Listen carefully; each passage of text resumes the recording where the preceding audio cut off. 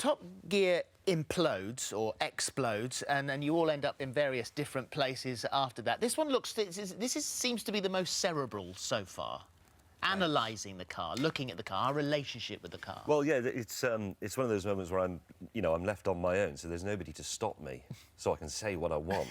And, I mean, actually, this is a programme we started working on long before Fracas Gate, so we've actually started working on this at the end of 2014, so it was ongoing and it was bubbling away in the background, and then when everything, as you very politely put it, imploded or whatever, I couldn't really not continue with it because, well, apart from anything else, various other people who work much harder than me and are paid a lot less had committed themselves to it. So, I was obliged to carry on. But I loved doing it. I loved, just being free to waffle on about the history of cars. Is it quite liberating being on your own? It's fantastic. Yeah. It's great, yeah. I just keep talking and there's nobody to stop me. So what did you learn? Until it gets to the edit, obviously. What have you learned?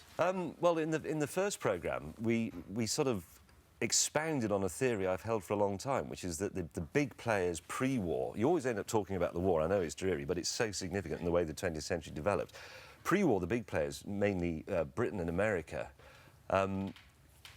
produced a lot of cars. Britain was the greatest car exporter in the world, despite being a tiny island. But after the war, when the Cold War started, we devoted all our energies and many of our greatest brains, a lot of our resources, to the arms race, whereas places like particularly Germany and Japan were barred. Think of, say, Mitsubishi, who couldn't make aeroplanes anymore, BMW weren't allowed to make aero engines anymore, and so on. So what would they do with all that brain power and all that engineering expertise, motorcycles and cars? And that's, I think, the main reason why they triumphed. Now, it's a bit more complicated than that.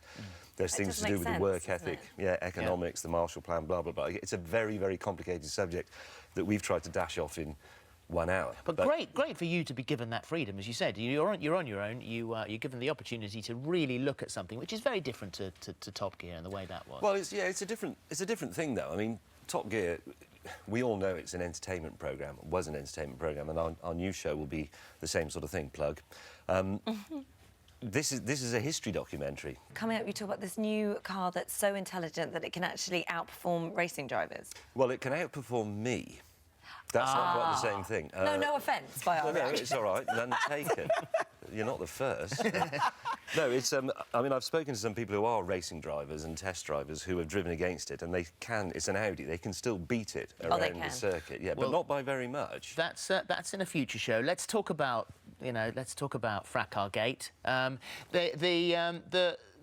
The new show is filming now with Chris Evans. Yes. From what you want it to be a success, you're saying, even though we're reading things like the fact that he can't drive and speak at the same time, and the cars make him car sick. All of that could be an elaborate hoax for it to come storming back on again and being made. That's my theory, and to be brutally honest, that's what I would do. Is it? Yes, I'd make out that it was all going terribly. And I mean, the picture of Chris supposedly being sick after he was driving a car, was he being sick? I look a lot more contorted when I'm sick.